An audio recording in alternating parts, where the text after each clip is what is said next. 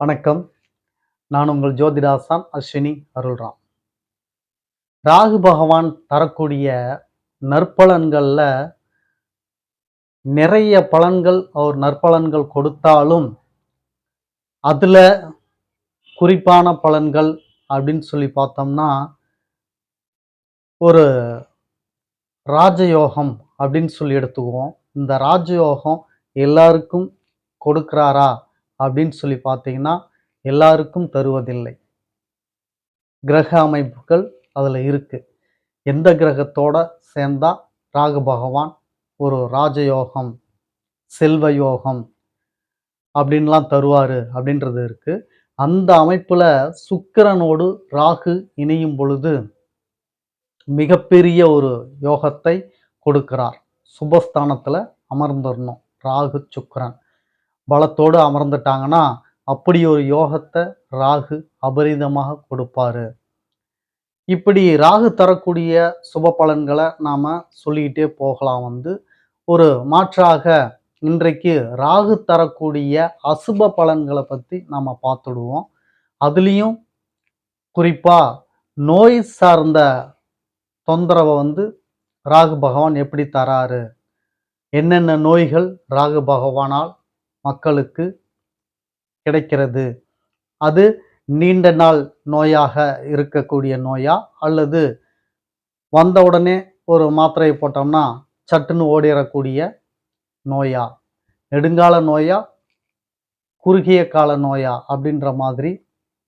அப்படி நோய் வந்துட்டால் நாம அதை போக்கிக் கொள்ள ஏதேனும் தீர்வுகள் இருக்கா? இதையெல்லாம் நாம இந்த பதிவுல பார்க்க போறோம். பதிவுக்குள்ள நம்ம போறதுக்கு முன்னாடி புதிதாக நமது சேனலை பார்த்துக்கிட்டு இருக்க உறவுகள்கிட்ட ஒரு சில வார்த்தைகள் பேசிட்டு நாம போயிடலாம். உறவுகளே, நீங்கள் உங்களது சொந்த பந்தங்கள், உற்றார் உறவினர்கள், நண்பர்கள் மற்றும் அக்கம் பக்கத்தில் இருக்கக்கூடிய அத்துணை நபர்களிடமும் நமது சேனலை எடுத்து சொல்லி அவர்களை சப்ஸ்கிரைப் செய்ய சொல்லுங்கள். நாம் ஸ்ரீ ஜெயகௌரி ஜோதிடாலய நிறுவனம் ஒன்றை நடத்தி கொண்டு வருகிறோம். அந்த நிறுவனத்தின் வழியாக இல்லாதவர்களுக்கும், இயலாதவர்களுக்கும், ஏழை எளியவர்களுக்கும் நம்மால் முடிந்த உதவிகளை செய்து கொண்டு வருகிறோம். அது மட்டுமல்லாது ஆலய பணிகள், இறை தொண்டுகள், ஹோமம் வளர்ப்பது, வேலி வளர்ப்பது, இது போன்ற நற்காரியங்களையும் நாம் செய்து கொண்டு வருகிறோம். நாம் செய்யும் இந்த செயல்களினால் கிடைக்கப்பெறக்கூடிய புண்ணியங்கள் அத்துணையும் கௌரி ஆன்மீக சேனலின் பார்வையாளராக இருக்கக்கூடிய உங்களுக்கும் உங்கள் குடும்பத்தாருக்கும் கட்டாயம் கிடைக்கும் என்பதில் மாற்று கருத்து வேண்டாம் உறவுகளே. எனவேதான் சொல்கிறேன், எல்லோரிடத்திலும் எடுத்துச் சொல்லி அவர்களை சப்ஸ்கிரைப் செய்ய சொல்லுங்கள். முதலில் பார்த்து கொண்டு இருக்கக்கூடிய நீங்கள் சப்ஸ்கிரைப் செய்து விடுங்கள். அருகில் இருக்கக்கூடிய பெல் பட்டனை ப்ரெஸ் பண்ணிக்கோங்க. லைக் பண்ணுங்க, ஷேர் பண்ணுங்க. இப்போ பதிவுக்குள்ள போகலாம் வாங்க உறவுகளே.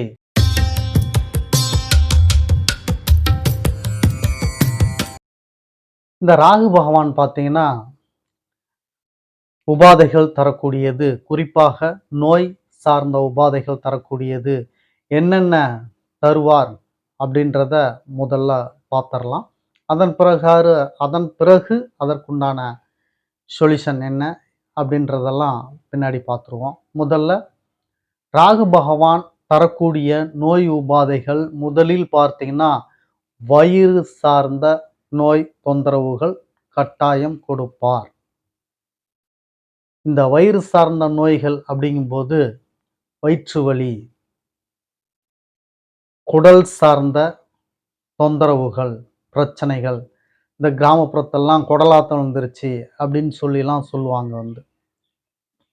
குடல்கள் அது சுழன்றுகிட்டது, முறுக்கிக்கிட்டது, இப்படி கொஞ்சம் இறங்குன்ற மாதிரி இது போன்ற தொந்தரவுகள், குடல் சார்ந்த தொந்தரவுகளை கிராமப்புறத்தில் குடலாத்தம் வந்துருச்சு அப்படிம்பாங்க. அதுக்கு வலிச்சு விடுறேன், நீவி விடுறேன் அப்படின்ற மாதிரி எல்லாம் இந்த கிராமப்புறத்தில் இன்னும் சில பெரிய மனிதர்கள், பாட்டி ஆகட்டும், தாத்தாவாகட்டும், அவர்கள் அந்த மருத்துவத்தை கடைபிடித்து குழந்தைகள் முதல் பெரியவர் வர இந்த நிலையை கடைபிடிச்சிட்டு இருக்காங்க. அப்படி இந்த குடல் சார்ந்த உபாதைகளை தரக்கூடியது பார்த்தீங்கன்னா இந்த ராகு பகவான் அப்படின்னு சொல்லிடலாம். இந்த ராகு பகவான் மற்ற நோய்களை இன்னும் என்னென்ன தராரு அப்படின்னு சொல்லி பார்க்கறதுக்கு முன்னாடி இந்த நோய் தொந்தரவு எதன் அடிப்படையில் தராரு அப்படின்றத நாம பார்த்துருந்தோம். 6ஆம் இடத்தில் ராகு பகவான் அமர்ந்து இருக்கக்கூடிய ஜாதகர்கள் அத்தனை பேருக்கும் வயிறு சார்ந்த தொந்தரவுகள், பிரச்சனைகள் கட்டாயம் இருக்கும் என்பதில் மாற்று கருத்து வேண்டாம் உறவுகளே. அதேபோல 6ஆம் அதிபதியோடு சேர்ந்து ராகு பகவான் அமர்ந்தாலும் வயிறு, குடல் சார்ந்த நோய் உபாதைகள் இருக்கும். இந்த ராகு 6ஆம் அதிபதியோடு சேர்ந்து எந்த பாவகத்தில் அமர்ந்திருக்கிறாரோ அதை சார்ந்த நோய் உபாதைகளும் இருக்கும். ஒரு உதாரணத்திற்கு இப்போ ஒரு 9ல் இருக்கிறார் அப்படின்னு சொல்லி வச்சுக்குவோம். 9ல ராகு இருக்கிறார் அப்படின்னு சொல்லி வச்சுக்கிட்டா உங்களுக்கு 9ஆம் பாவகம் அப்படின்றது தொடையை சார்ந்த பாவகம் அப்படின்னு சொல்லலாம். இப்போ தொடை சார்ந்த பாவகத்தினோட உங்களுக்கு நோய் தொந்தரவுகள் வரக்கூடும். 6ஆம் அதிபதியோடு இணைந்து அந்த 9ல உட்கார்றதுனால உங்களுக்கு வயிறு சார்ந்த, உடல் சார்ந்த அந்த நோய் பிரச்சனையும் தருவார். இந்த 9ஆம் பாவகத்தின் தன்மையான தொடை சார்ந்த நோய் உபாதைகளையும் தருவார்.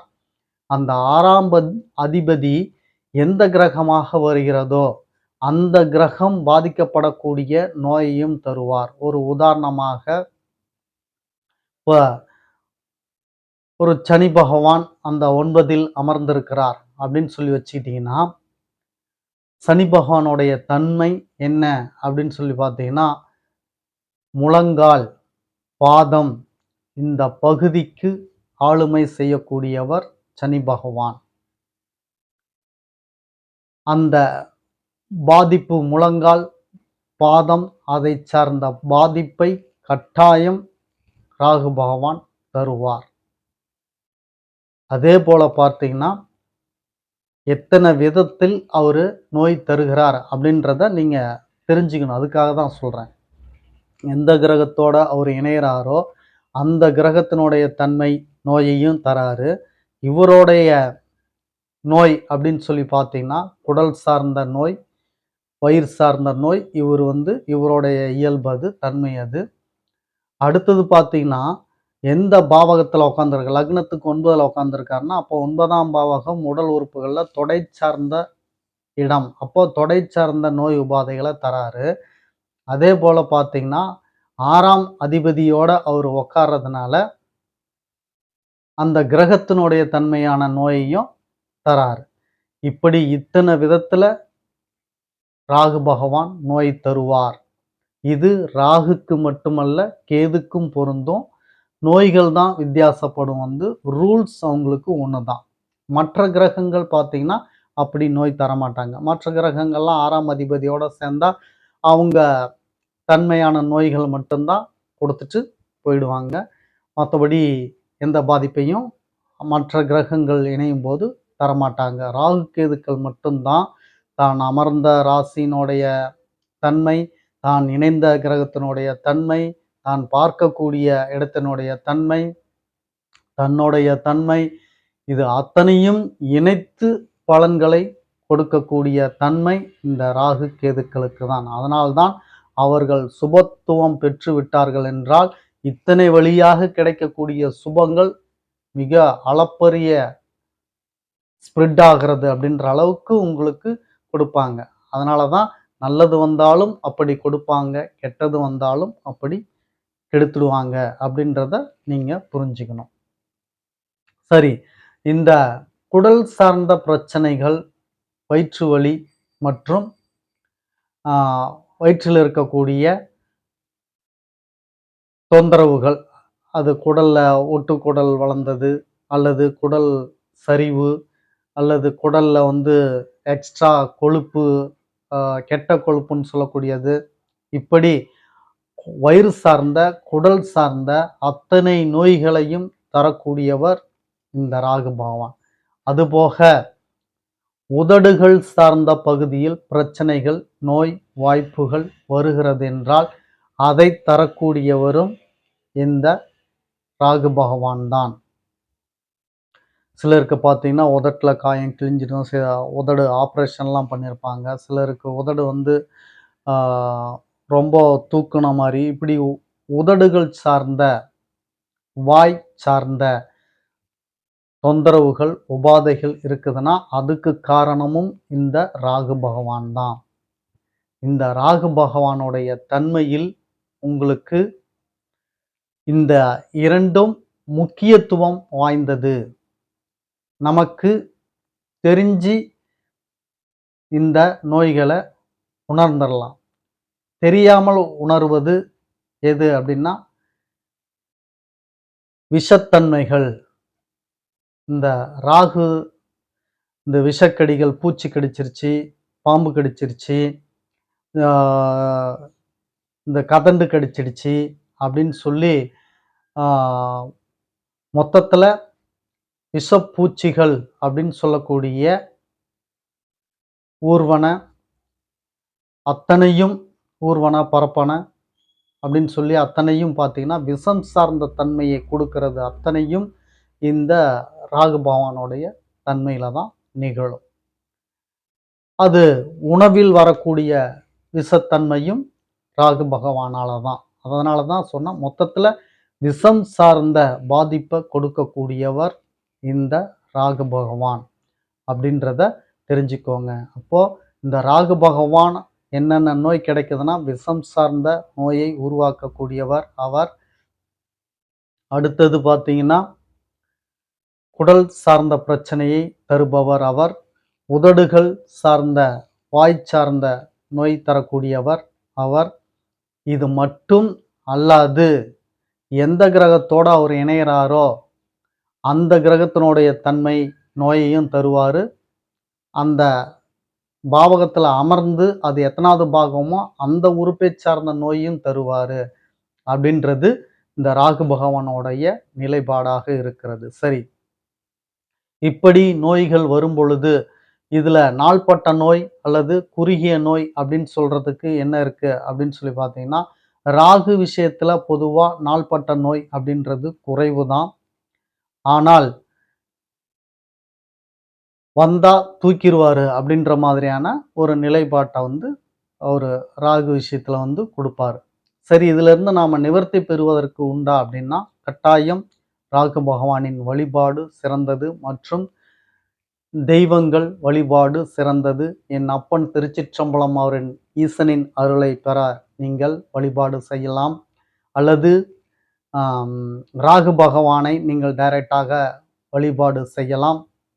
இந்த இருவர்களை யார் வேண்டுமானாலும் நீங்கள் வழிபாடு செய்யலாம். அப்படி வழிபாடு செய்யும் பொழுது, இந்த நோய் வாய்ப்பு தொந்தரவுகள், உபாதைகள் இதிலிருந்து உங்களுக்கு குறைவான ஒரு பலனை கொடுத்து அவங்க அருள் புரிவாங்க. இதுல எந்த விதமான தயக்கமோ, மாற்று கருத்தோ உங்களுக்கு வேண்டாம் அப்படின்னு சொல்லிக்கொண்டு, மீண்டும் அடுத்த பதிவுல உங்கள சந்திக்கும் வரை உங்களுக்கு நன்றி, வணக்கம் சொல்லிக் கொள்கிறேன் உறவுகளே.